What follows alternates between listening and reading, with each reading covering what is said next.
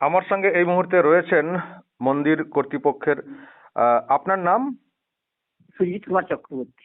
সুজিত কুমার চক্রবর্তী। আপনি এই মন্দিরের মানে কি দায়িত্বে আছেন? মন্দিরের দায়িত্ব বলতে আমরাই মন্দিরটা করেছি আর কি, সেই জন্য মন্দিরের প্রতিষ্ঠাতা হিসাবে আছি। ওকে, আগে বলুন তো এটা কোথাকার? এটা হচ্ছে পশ্চিম মেদিনীপুরের নারায়ণগড় ব্লকের 5 নম্বর অঞ্চল পাকুড় শ্রেণীর তেঁতুলিয়া ভূমজান গ্রাম। কালী মন্দির, তাই তো?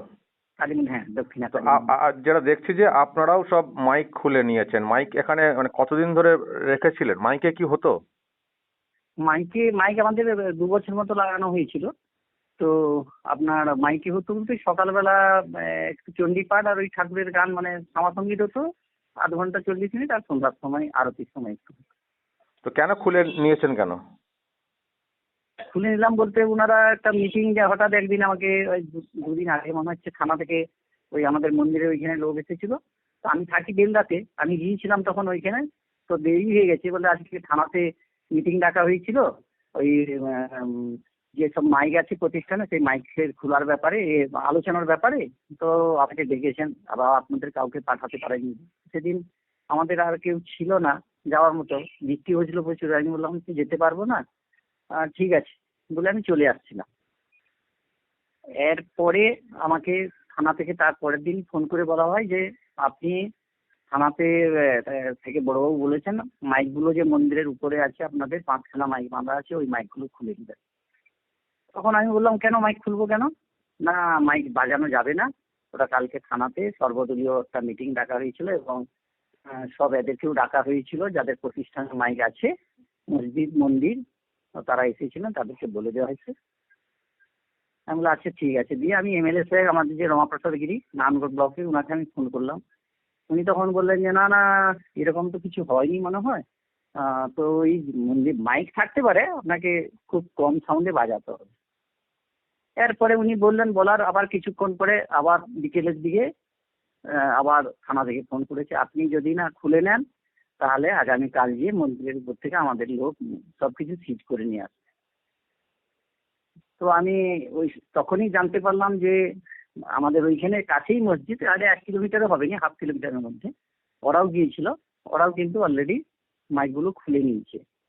তো আমি তখন বললাম যে ঠিকই আছে, সরকারি নিয়ম যখন, ওনারাও ওনাদেরও ধর্ম, ওনারাও তো করে থাকেন, আমরা ছোটবেলা থেকে আমাদের তো পরে হয়েছে, আগে থেকে তো মসজিদ ছিল, ওদের মাইক বাজতো আমরা শুনতাম। তো ওরাও যখন খুলে নিয়েছে তা ঠিকই আছে, কেন তাহলে আর আমরা রাখবো? সরকারের আইনকেই মান্যতা দিতে হবে, সেই হিসাবে আমি মাইকগুলো খুলে নিয়েছি। তার মানে মন্দির মসজিদ সর্বত্রই, শুধু মসজিদে মাইক খোলার ব্যাপার না, মানে আপনাদেরকেও মানে মন্দিরেও যাদের যা মাইক আছে সেটাও খুলতে বলা হয়েছে, তাই তো? হ্যাঁ হ্যাঁ হ্যাঁ, ওখানে আরো আমি শুনলাম, আজকে ফোন করেছিলাম, ওইখানে আরো একটা খুব বড় মন্দির আছে ভদ্রকালী বলে, ওই নানপুর ব্লকের, ওদেরও বলেছিল, ওরাও খুলে নিয়েছে। তো কালকে যেমন নওশাদ সিদ্দিকী সাহেব আইএসএফ লিডার, উনি বলছেন যে আমি আদালতে যাব, চ্যালেঞ্জ করব। তো আপনারা কি এরকম কিছু ভাবছেন নাকি সরকারি নির্দেশ মেনে নেবেন ঠিক করেছেন? না না, আমরা আদালতে যাব না, সরকারি নির্দেশই মেনে নিব। কারণ আদালতে যাওয়াটা তো যেহেতু আগের আইনও আছে, এত ডিসিপ্লিনের মধ্যে বাজাতে বলেছেন, কিন্তু আমরা তো পারবো না, এত ইয়ে করে বাজানো সম্ভব নয়। আর সেটা মনে হয় না যাওয়াই ভালো, কারণ সেটা তো একটা অন্যরকম ব্যাপার হয়ে যাবে। মানে মেনে নেওয়াই চঙা ভালো। দিয়ে চঙা দিয়ে যেগুলো বাজে সেগুলো ওই 70 ডেসিবেল বা 60 ডেসিবেলের মধ্যে রাখা সম্ভব না। সম্ভব নয়। আচ্ছা, সেই সেজন্য বলছেন। আর মামলাতেও যাবেন না নাকি? না না না, মামলা করে কি করব বলুন তো? মামলা করে তো একটা অন্য জিনিস হয়ে যাবে, সেটাও তো খারাপ জিনিসের দিয়ে যাবে। অতএব ওনারাও মেনেছেন, ওনারাও মেনে চলছেন, আমরাও মেনে চলবো কেন? আমরা তো একই একই থেকে আমরা একই, মানে হিন্দু মুসলিম এখানে তো কোনো ভাগাভাগির প্রশ্ন নেই। অতএব তারাও যদি মানে এবার যদি আইন যদি হয়, তাদেরও যদি আইন হয়, ওনারা যদি চাচ্ছেন, ওনাদের যদি আইন হয় যে হ্যাঁ মন্দির মসজিদে রাখা যাবে, তখন আমরাও রাখবো। একটা কথা বলুন তো, একটা তো আবেগ থাকে যে মন্দিরে একটা মানে মানুষ শুনে অভ্যস্ত, যাদের বিশ্বাস আছে, অনেকে শুনতে চান, হঠাৎ করে বন্ধ হয়ে যাওয়া সেটা একটা কাউকে খারাপ লাগতে পারে। যেমন আজান বন্ধ হয়ে যাওয়াটাও যারা ইসলাম ধর্মে বিশ্বাসী তাদের কাউকে একটা খারাপ লাগতে পারে। কিন্তু সরকার যে ভাবনা থেকে করছে যে শব্দ দূষণ, নানান তো দূষণ হয় আমাদের, তার মধ্যে শব্দ একটা, এটা তো কারোর উপরে হিংসে করে তো করছে না, ধর্মের কারোর উপরে আঘাত করার জন্য তো করছে না, তারা করছে একটা বিজ্ঞান ভিত্তিক ভাবনা থেকে। তো এটাকে আপনারা কি বলবেন? আপনাদের হয়তো মানে মাইক চললে ভালো হতো, শুনতেন, শোনাতেন, কিন্তু বিজ্ঞান ভাবনা থেকে যদি সরকার এরকম একটা বিজ্ঞান ভাবনা, মানে নিশ্চয় গবেষণা হয়েছে যে এর কোনো একটা অন্য ইফেক্ট হয়, তো সেটাকে আপনারা এখন কিভাবে দেখবেন? হ্যাঁ, এটা মানে আপনি একেবারে বাস্তব কথাই বলেছেন। আহ, তো সাধারণ মানুষ ওখানে কিন্তু খুবই মানে প্রতিবাদী, মানে তারা আজকেও আমাকে ফোন করেছে, না আমরা কেন লাগাবো। তা আমি বলছি না দেখো, এটা অ্যাকচুয়ালি আমরা জানি না, মানে আগেও এতখানি ছিল না, কিন্তু এটা যেটা করা হয়েছে এটা তো সত্যিকারেরই ভালো জিনিস। কারণ এটা পরিবেশের ক্ষতি করে, মানে এটা মিথ্যা নয়। অতএব এটার বিরুদ্ধে তো কোনো রকম বলার কিছু রাস্তাই নেই। এটা হয়েছে, এটা ভালো হয়েছে, কিন্তু ধর্মীয় মানুষের মনে একটু আঘাত লেগেছে যে সকালবেলা হলে একটু বাজতো। তারা আজকেও বলছে চণ্ডীপাঠটা হতো, হতো, সেটা কি হলো? আর সেটা বন্ধ হয়ে গেল। উপাসেও চলছিল, ওরাও তো তাদেরটা করতো, কি হয়ে গেছে তাতে? তখন আমি বললাম যে স্যার অনেক রকম ব্যাপার আছে, করলে একটা অসুবিধা আছে, পরিবেশের থেকেও খারাপ আছে। এছাড়াও অনেক সময় অনেক রুগী থাকে, অসুস্থ রুগী থাকে, তাদেরও হয়, এটাও আমাদের বুঝার ব্যাপার আছে। তো আচ্ছা ঠিক আছে তাহলে না, মেনে ধর্মীয় নিচ্ছি আবার। ধর্মীয় যারা মানুষ আছেন, বিভিন্ন ধর্মের মানুষ, তারা হয়তো আপোষ করতে চাইছেন যে ওদেরটা হোক আমাদেরটাও হোক, কিন্তু সরকার হ্যাঁ হ্যাঁ, পরিবেশ দূষণের সঙ্গে আপোষ করতে চাইছে না। সরকার পক্ষ চাইছি। পরিবেশ দূষণ, মানুষের বিজ্ঞান ভিত্তিক যে বিষয়টা, যে ক্ষতিটা, সেখান থেকে তার সঙ্গে আপোষ সরকার পক্ষ করতে চাইছে না। এটাই হচ্ছে ব্যাপার। তো কি করা উচিত তাহলে আমাদের? একেবারে মেনে চলাই উচিত। যে যার ধর্ম যে যার আছে, মন্দিরে মসজিদে, আমরা ভিতরেই করি না, অসুবিধার তো কিছু নেই সেরকম। হ্যাঁ, যে বিশেষ বিশেষ অনুষ্ঠানে হয়তো আমরাও বলবো যে আমাদের মাইক বাজাতে দিতে হবে বিশেষ অনুষ্ঠানে, যেমন এই শ্রাবণ মাসে আমাদের জল ঢালা আছে শিবের মাথায়, ওইখানে মন্দিরের ভিতরে, সেদিন হয়তো আধ ঘন্টা 1-2 ঘন্টা 3 ঘন্টা বাজতেই পারে মন্দিরের পরে। সেটা আমরা জেনে আগে সব প্রশাসনের কাছে অনুমতি নিয়ে নিব।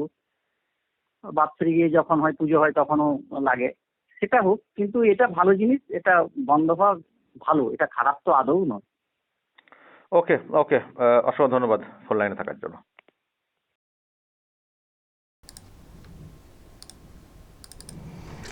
দেখুন দর্শক, সনাতনী ভোটে এসছে নতুন সরকার, তার মানে যারা সনাতনীতে বিশ্বাসী না তাদের ওপরই একমাত্র আঘাত হবে, সেটা কিন্তু না।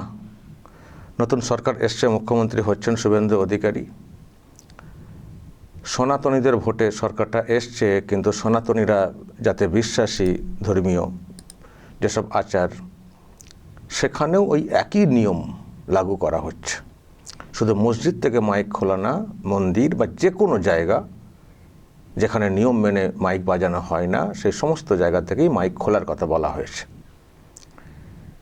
এমনিতে যে শব্দ বিধি রয়েছে 60 থেকে 70 ডেসিবেল জায়গা বিশেষে, এতে করে ওই চোঙা দিয়ে বাজানোর কোনো স্কোপই থাকে না। এই যে বলছেন না যে মাইক খুলতে কেন বলা হচ্ছে, নিয়ম মেনে বাজালেই তো হলো, মাইক খুলতে কেন বলা হচ্ছে? আরে যে সিস্টেম করা আছে তাতে চোঙা মাইক চলবেই না কার্যত। কারণ আমি কালকেই বলেছি, এই 60-70 ডেসিবেল এই যে মাপটা বলা হচ্ছে, এটা অ্যাকচুয়ালি আপনার যেখানে প্রোগ্রাম সেখান থেকে ওই 60-70 ফুটের মধ্যেই মোটামুটি আর কি সীমাবদ্ধ থাকবে। যদি ওই নিয়মে বাজান, তাহলে আপনার প্রোগ্রামস্থল থেকে 60-70 ফুটের মধ্যেই থাকতে হবে সাউন্ডটা। তো ওই সাউন্ডের জন্য কি চোঙা লাগে নাকি? আর চোঙা লাগালে ওটা থাকে, চোঙা তো কিলোমিটারের পর কিলোমিটার ছোটে, ফলে তো এগুলো রেখেই বা কী লাভ? সেজন্য হয়তো কোথাও বলছে রাখলি যখন বাজলে নিয়ম মানা হবে না, তাহলে খুলে ফেলো। ওরকম অর্ডার লিখিত এরকম নয় যে মাইক খুলতে হবে, আসলে বিধি মেনে চলতে হবে। বিধি মেনে চলতে গেলে যেখানে বিধি লঙ্ঘন হবে খুব সহজেই, সেগুলোকে আটকানোর চেষ্টা, সেজন্য হয়তো কোথাও ফোন করে। তবে এটা আবারও বলছি, এক হচ্ছে শুধু কোনো একটা বিশেষ ধর্মকে না, সব ধর্ম, শুধু ধর্ম না, আমি কালকেই বলেছি, যারা মাইকের ব্যবসা করেন তাদেরকে পর্যন্ত ডেকে বলে দেওয়া হয়েছে যে ওইসব চলবে না যেটা চলতো আগে, আর এ আইন আমাদের করা, মানে এখনকার আইন না, এটা অনেক পুরনো, 2000 ওই সময়কার সব আইন। নওশাদ বলছেন আমি চ্যালেঞ্জ করে আর কি করবেন আমি জানি না, চ্যালেঞ্জ করে চেক করতে পারেন, কিন্তু এটা তো নতুন কোনো আইন না। আগেই আইনটা ছিল, এক্সিকিউট করা হতো না আগের সরকার বা তার আগে তারা করতো না ধর্মীয় কোনো ভাবনা থেকে। তোষণের রাজনীতি তারা অনেকটাই করতো না। তো এই সরকার এসে জাস্ট ওই আগের অর্ডারগুলোকে এক্সিকিউট করছে, তাও ওই একটি ধর্মের ক্ষেত্রে, দুটি ধর্মের ক্ষেত্রে, সেটা না, সবার জন্যে। গতকাল মসজিদের মাইক খোলা নিয়ে হই হই রই রই পড়ে গেছিলো তো, গতকাল মসজিদের মাইক খোলা নিয়ে হই হই পড়ে গেছিলো যে মুসলমানদের জন্য এটা করা হচ্ছে, মুসলমানদের জন্য এটা করা হচ্ছে। হই হই রই রই বলতে খুলে সবাই নিচ্ছিলেন, বেশি দাঁড়িয়ে ক্ষোভ বিক্ষোভ দেখানো, মানছি না, মানবো না, চলো রেল লাইনে আগুন লাগিয়ে দিই, ভেঙে দিই, উপরে দিই, স্টেশনে আগুন লাগিয়ে দিই, বা চলো জমায়েত শুক্রবারে হাজির হও, ওই সব নেই, সব মেনে সবাই নিচ্ছেন সুরসুর করে। এখনকার সরকার এতটাই আঁটোসাঁটো কঠিন, আর ওই সেই সব নেই। আর কয়েকটা ঘটনা ঘটানোর চেষ্টা হয়েছিল, তারপর শুভেন্দু সরকার যা করকে দিয়েছে, অত সহজ নেই, মানছি না, মানবো না। কোথাও একটা ফোনে কেউ বা কারা বলেছেন তাতেই খুলে নিচ্ছেন। আগে তো অর্ডার দিলেও মানতো না, এতটাই ধর্মীয় উগ্রতা ছিল। সরকারি নির্দেশ, সরকারি অর্ডার মানবো না, কিন্তু মেনে সবাই নিচ্ছেন। কিন্তু হই হই রই রই বলতে সোশ্যাল মিডিয়াতে কেউ বলছেন, আর নওশাদ সিদ্দিকী, তার পলিটিক্যাল বাধ্যবাধকতা আছে, এইসব বিষয়ে কিছু কথা বলতে হবে, হোক বা না হোক, আদালতে একবার যেতে হবে, জিততে পারি বা না পারি, কারণ তার ভোট ব্যাংক এটার উপরে অনেকটাই ডিপেন্ড করবে। ফলে তার একটা বাধ্যবাধকতা আছে, ফলে সেই জায়গা থেকে উনি আদালতে যাবেন বা দু চারটে বক্তব্য রাখবেন, কিন্তু কোথাও মাইক খুলবেন না, এটাও কেউ বলছেন না। আর আবারও বলছি, মাইক খুলে যদি কেউ মাইক না বাজান, সেটা রাখতেই পারেন, আমি বাজাবো না, রেখে দিলাম, সেটা করতে পারেন। কিন্তু সেই ঝুঁকি কেন নিচ্ছে না প্রশাসন, যে রাখলেই কখনো কখনো বাজাবে, আর এই নিয়ে যখন অন্য পক্ষ খুলে নিচ্ছে আর এই পক্ষ খুলবে না, সেই নিয়ে দাঙ্গা লেগে যেতে পারে, অশান্তি হতে পারে। সুতরাং বাবা চার্টে বলে দাও, খুলে নাও, অত লিখিত অর্ডার না, মুখে বলে দাও সবাই খুলে নাও, কারণ ওই আর কি, না থাকবে বাঁশ, না বাজবে বাঁশি। সুতরাং সব খুলে নাও, ঝামেলা চুকে গেল, যখন অর্ডার আছে। তো এই জন্য বলা হয়েছে।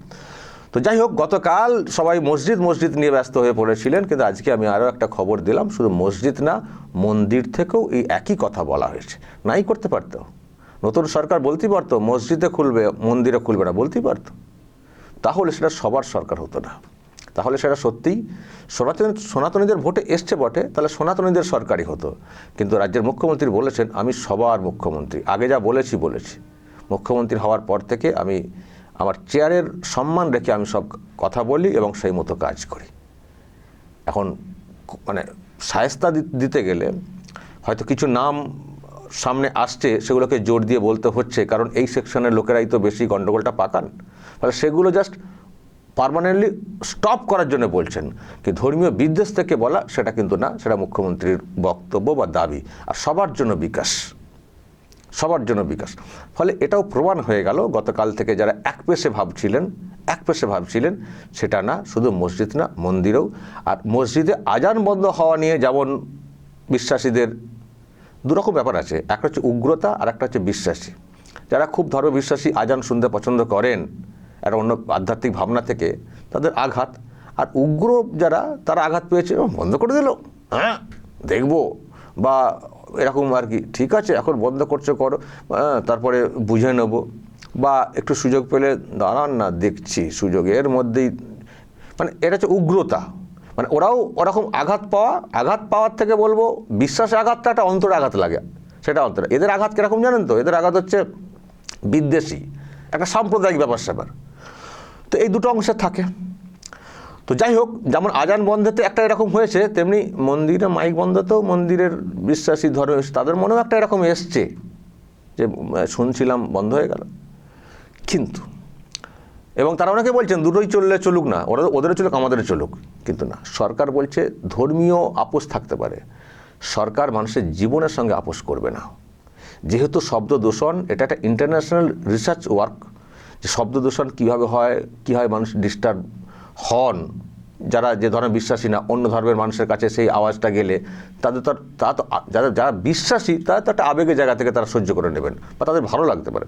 যারা ওই ধর্মের না, পাশের বাড়িতে হিন্দু ধর্মের মানুষ এখানে আজান হচ্ছে, তার ক্ষেত্রে ভালো নাই লাগতে পারে। ফলে একটা জোর করে চাপিয়ে দেওয়া, আর দুই হচ্ছে, যেহেতু আমরা অনেক ধর্মের মানুষ পাশাপাশি বসবাস করি, ফলে এটা একে অপরকে চাপিয়ে দেওয়া হচ্ছে, সবাই ভালোভাবে নাই নিতে পারেন।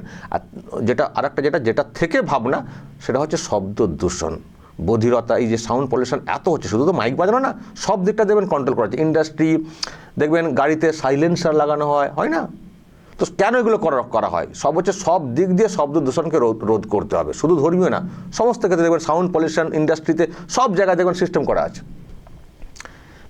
ওই সেগুলো নিয়ে তো কখনো বলেন না, শুধু বলছেন এখানে শব্দ দূষণ। কী শব্দ দূষণ হচ্ছে? আরে শব্দ দূষণ শুধু মসজিদ মন্দিরে না, অন্যত্র সব গাইডলাইন আছে, সেগুলো তো চুপচাপ থাকেন, সেগুলো আপনারা বলেন না যে ওখানে কেন কী এমন হচ্ছে, বলেন না তো। তো যখন ওখানে বন্ধের কথা বলা হবে তখন এখন তো বন্ধের কথা বলা হবে না। আর ধর্মীয় বিশ্বাস, আমি আবারও বলছি, আমারও হয়তো শুনতে ভালো লাগে আজান। আমি আগেও বলেছি, আমার বাড়ির পাশে একটা মসজিদ খুব রিসেন্টলি করেছি আমরা, এখনো 1 বছর হয়নি। কিন্তু জীবনের সঙ্গে কোনো আপোষ চলবে না। রিসার্চে যখন বলা হচ্ছে যে এইগুলো বন্ধ করা উচিত, বন্ধ করতে হবে, সেখানে আমরা মাথা পেতে মেনে নেব। কারণ ধর্মীয় যে আচরণ সেগুলো আমরা বাড়ির কোণে বসেও পালন করতে পারি। আর এখন আধুনিক যুগ, আমরা টেকনিক্যালি মোবাইলে টেকনোলজি এসেছে, এর মাধ্যমে আমাদের আজানের এটাও মিটে যাবে, আর আমাদের চণ্ডীপাঠ এটাও মিটে যাবে। সুতরাং যখন সরকার কোনো একটা ভাবনা থেকে, সরকার কেন কোর্ট পর্যন্ত যখন অর্ডার দিয়েছে, সেটা সবারই মাথা পেতে মেনে নেওয়াটা উচিত। আগে জীবন, তারপর তো অন্য কিছু। দেখবেন, আমি ইসলাম ধর্মের লোকেদেরকে বলছি, একটা কথা আছে, জীবন বাঁচানো ফরজ, মানে মাস্ট। কেউ সুসাইড, আত্মহত্যা করলে তিনি কিন্তু পাপ করবেন, স্বেচ্ছা মৃত্যু পাপ। আমি ইসলাম ধর্মেরটাই জোর দিয়ে বলছি, যে আমি এই ধর্মে আছি, নিশ্চয়ই অন্য ধর্মেরও এরকমই থাকবে। জীবন বাঁচানো মাস্ট। কেউ জীবনকে হানি করলে তিনি কিন্তু পাপী। ইসলাম ধর্মের কথায় তার কিন্তু কোনো জায়গা হবে না, তার কোনো জায়গা হবে না উপরে, সে ভীষণ পাপী। সে কখনো মানে হয় না, এখানে আমরা যেমন কাজ করছি জান্নাত জাহান্নাম বলি, তো তার সে জাহান্নামই হবে, এরকম বলা আছে। তো যেখানে জীবন বাঁচানো ফরজ, আর সরকার যে সিদ্ধান্ত নিচ্ছে জীবন বাঁচানোর জন্যই তো নিচ্ছে, শব্দ দূষণ এটা, তো আমরা কেন সেই অ্যাঙ্গেলে ভাববো না? আমরা কেন এই দিকটা দিয়ে জোর দিয়ে বসে থাকবো? ডিপলি ভাবতে হবে সব কিছু। যাই হোক, আবারও বলছি, আমি এটা করতে এলাম এই জন্যে, যেহেতু এক পেশে চর্চা হচ্ছিল না, এক পেশে না, মন্দির মসজিদ সবাই মেনে নিচ্ছেন। এখন মন্দির কর্তৃপক্ষ যদি মানতে পারে, তাহলে মসজিদ কর্তৃপক্ষেরও যারা থাকেন তাদেরও মেনে নিয়ে চলাটা উচিত। দর্শক বলবেন যা বলার, এবং নজর রাখবেন আরামবাগ টিভিতে।